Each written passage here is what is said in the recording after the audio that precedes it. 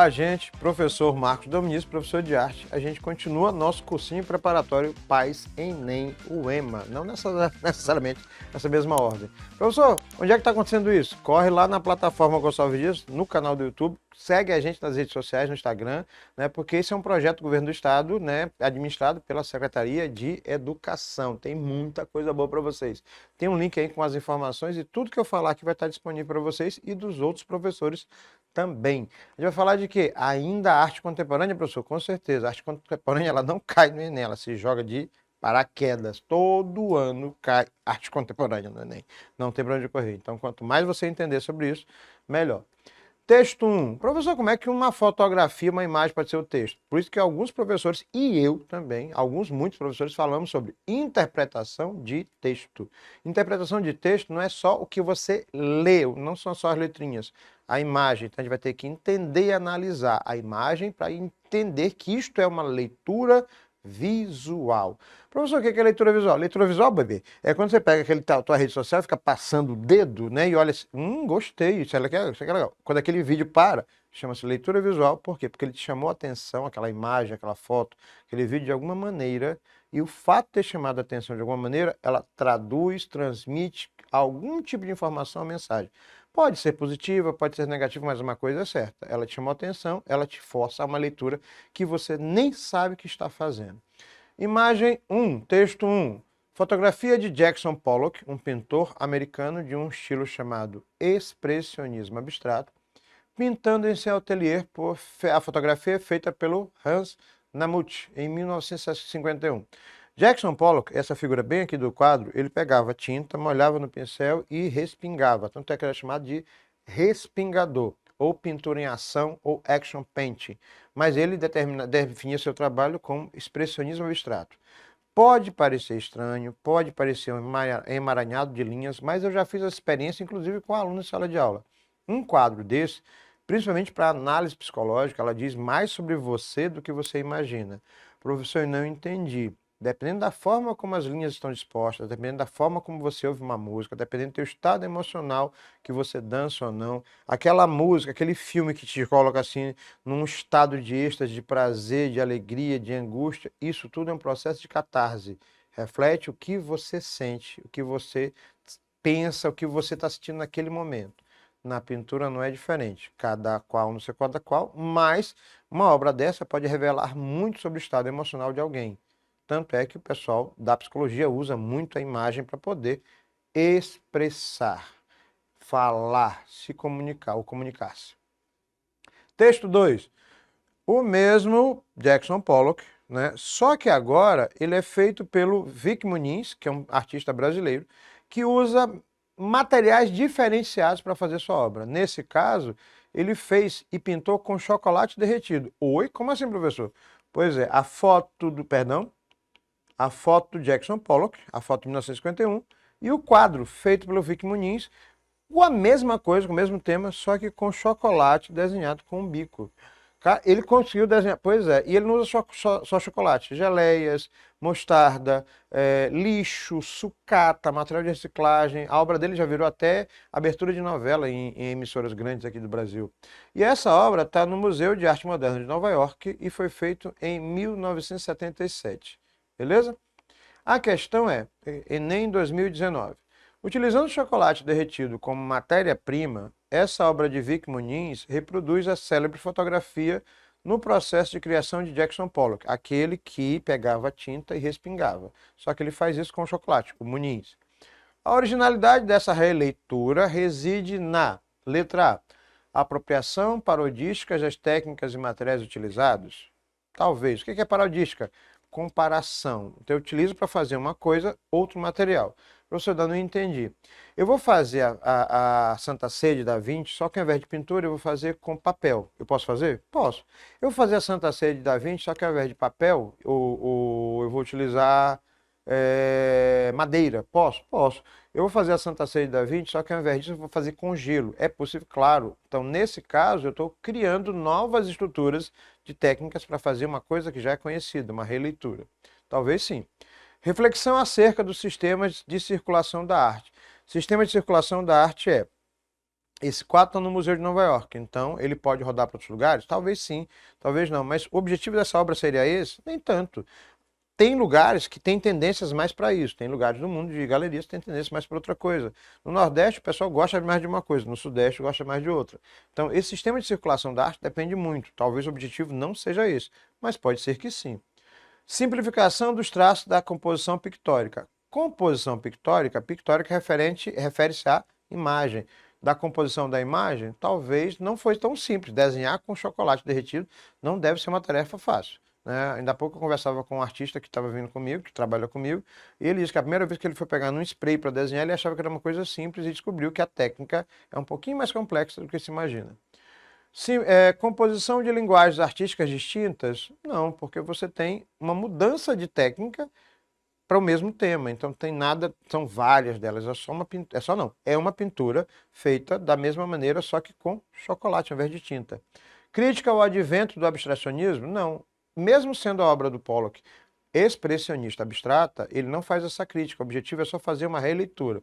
Então, qual seria a melhor resposta? Apropriação parodística, ou seja, de uma outra maneira, de técnicas e materiais utilizados. Ao invés de usar tinta tradicional ou uma fotografia tradicional, eu vou utilizar chocolate derretido. Poderia ser outra coisa? Poderia, com certeza, mas o objetivo foi utilizar uma técnica diferente. Bom, questão Enem 2017, Dengo, de Ernesto Neto. Isso aqui ainda é arte contemporânea, alguém pode dizer assim, professor, o que é isso? A gente chama na arte de instalação. Eu vou voltar um pouco na obra do Muniz, já que a gente estava falando dela, né? O que seria isso na arte contemporânea? Não tem uma temática específica, é um tipo de pintura com um material e uma técnica diferenciada. Então, nesse caso, continua sendo pintura, só vou sair do convencional, não vou usar tintas. Nesse caso aqui, eu tenho o que a gente chama de instalação. A instalação é uma obra de arte contemporânea onde você necessariamente não precisa pintar, desenhar ou esculpir, mas pode também utilizar essas estruturas. No espaço interno, você vai modificar o espaço interno com estruturas de materiais diversificados. Pode ser linha, malha, telha, pedra, vidro, qualquer material. O objetivo não é o material ou a técnica que vai ser utilizada, mas sim como a obra vai ser constituída e qual a mensagem e o objetivo dela. Bom, o que vocês veem aqui? O Ernesto Neto, ele costuma fazer amarrações e criar nichos. Nesse caso aqui, o dengo são nichos de fios que parecem cachos. Alguns alunos meus leram como ninhos, outros leram como elementos orgânicos, biológicos. Só tem um detalhe, a pessoa podia chegar, sentar, tem bolas macias aquelas que a gente compra em loja, né, bola mesmo, normal, e são macias e você pode sentar como se fosse uma rede. Ou alguns alunos meus leram como se fossem úteros. Então, nesse caso, a instalação tem uma motivação específica. A instalação Dengo transformou a sala do MASP em um ambiente singular, explorando como principal característica artística qual foi o objetivo. Então, essa instalação tinha como objetivo participação do público na interação lúdica com a obra. Bom, eu acabei dando uma adiantada, já que na obra as pessoas podiam sentar, como é o caso daquela garotinha bem ali, e ficar parada balançando, como se fosse uma rede ou um local de aconchego, certo? Distribuição de obstáculos no espaço da exposição? Talvez não. O objetivo não era criar essa diferenciação, mas o objetivo era criar uma intervenção no espaço para saber se as pessoas queriam passar por ela ou simplesmente, né, utilizá-la. Ih, já tudo na resposta.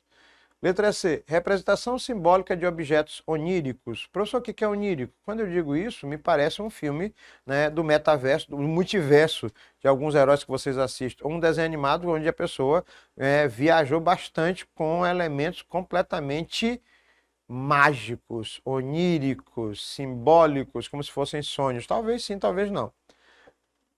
Interpretação subjetiva da lei da gravidade? Acho que essa não, a questão não é nem essa, mas poderia ser também, mas talvez não seja esse o objetivo específico.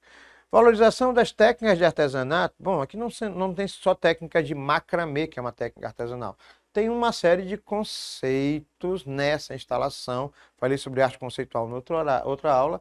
E eu posso dizer que o objetivo é fazer uma obra onde o público tenha uma interação lúdica. Eu vou ser bem sincero. Numa instalação dessa aqui, numa obra dessa aqui, eu com certeza pararia e ficaria ali sentado por um bom tempo, já que é tão confortável. Aí um aluno meu disse assim, parece um útero. Disse assim, o teu conceito é bem interessante, mas em que lugar você se sente confortável? Nós, nordestinos, adoramos redes. Então, nosso dengo, que é o título da obra, poderia ser uma rede. Só que uma rede em formato diferenciado, alguma coisa mais acolhedora. O objetivo seria esse, fazer com que o público interagisse de maneira bem lúdica. Uma criança, volte a ser criança nesse momento. Esse é o objetivo da obra. Questão 28. Enem 2017. A série de obras produzidas por Lygia Clark, atenção a esse nome, Lygia Clark, com o nome de Os Bichos, evidencia uma possibilidade de expressão da arte contemporânea, a qual? Bom, professor, que forma de arte contemporânea é essa? A gente está falando de esculturas.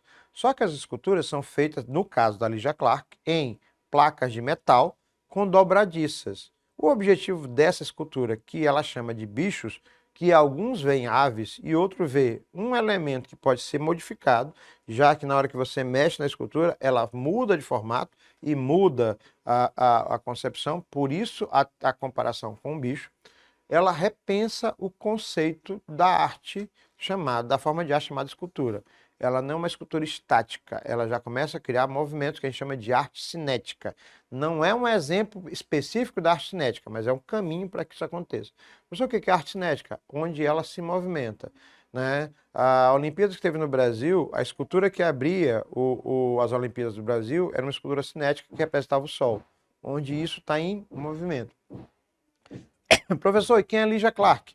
Uma das artistas brasileiras mais importantes, perdão pela tosse, uma das artistas brasileiras mais importantes do século XX, e ela vai quebrando com uma série de paradigmas da arte convencional, da arte realista, da arte com regras. E a arte contemporânea permite esta liberdade.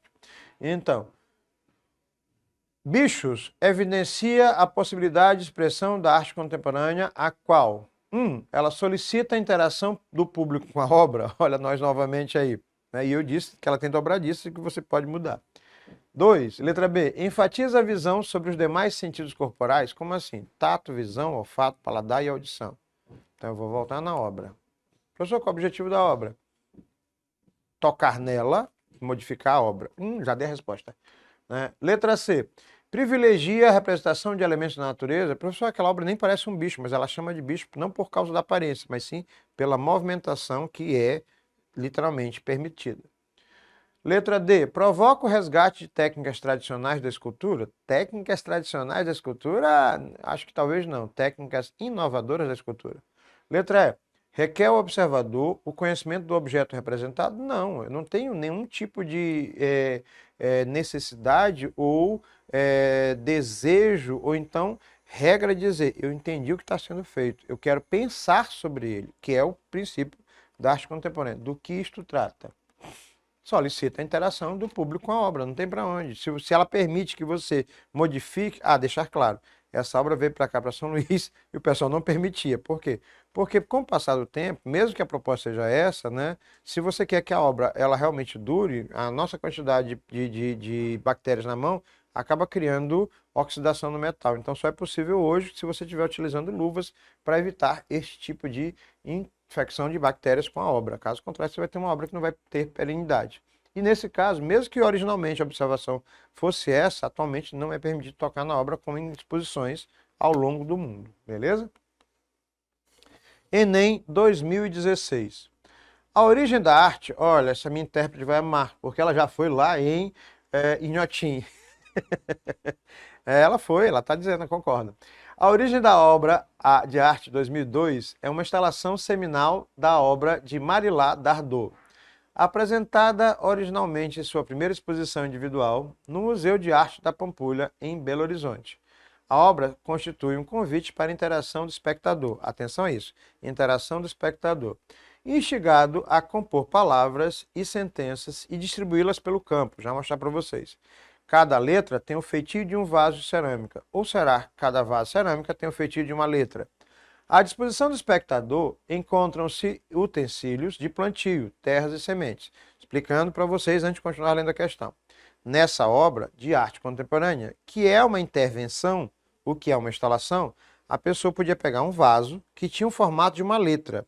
além de colocar o seu próprio nome, como a minha intérprete fez, essa mulher maravilhosa que está no vídeo aqui embaixo, né? Ela também podia, se quisesse, plantar alguma coisa com terra, com a semente, entre outras coisas. E esperar, metaforicamente e na prática, que germinasse. Ou seja, eu estou plantando letras, eu estou plantando sementes, eu estou plantando ideias, eu estou plantando conhecimento. Continuando. Para abrigar a obra e servir de ponto de partida para a criação dos textos, foi construído um pequeno galpão, evocando uma estufa ou um ateliê de jardinagem. As 1.500 letras vaso foram produzidas pela cerâmica que funciona no Instituto Inhotim, em Minas Gerais. Num processo que durou meses e contou com a participação de dezenas de mulheres das comunidades do entorno. Plantar palavras, semear ideias, é o que nos propõe o trabalho. No contexto de Inhotim, onde a natureza e a arte dialogam de maneira privilegiada, essa proposição se torna, de certa maneira, mais perto da possibilidade. Ainda quem lê o texto não conseguiu entender. Plantar palavras, semear ideias. Ou seja, eu estou falando metaforicamente de uma ação artística onde as pessoas fazem os vasos, onde elas confeccionam desde o processo inicial até esse conceito da ideia crescendo, do conhecimento crescendo. A questão 29 do Enem propõe a seguinte situação. A função dessa obra de arte, como possibilidade de experimentação e de construção, pode ser constatada no trabalho da Marilá Dardot, porque isso aqui é a imagem do que tinha lá. O galpão, onde são feitas os vasos na forma de letras. Não sei se dá para ver que tem letras aqui embaixo. E essas letras, ao mesmo tempo que você movimenta, cria, as mulheres criam, você pode criar palavras, né? A origem da obra de arte de Marilá Dardot. Por quê? Porque na hora que você coloca, por exemplo, 3 letras, P, A, Z, paz, e planta, o que eu vou plantar ali para que realmente represente a paz? Ih, caramba, o conceito é muito amplo. Qual o objetivo? O projeto artístico acontece ao ar livre? Letra B. O observador da obra atua como seu criador? Letra C. A obra integra seu espaço artístico e botânico? Também, mas será que esse é o objetivo básico? Letra D. As letras vasos são utilizadas para o plantio de mudas? Letra E. As mulheres da comunidade participam na confecção das peças? Qual é a alternativa mais viável para a pergunta? A função da obra de arte como possibilidade de experimentação e de construção pode ser constatada no trabalho de Marilá Dardot, porque as letras vasos são utilizadas para o plantio de mudas, né? E aí o observador também atua como seu criador. E aí este é o objetivo, você criar uma interação do público com o que está sendo feito, criando novas propostas. Ok?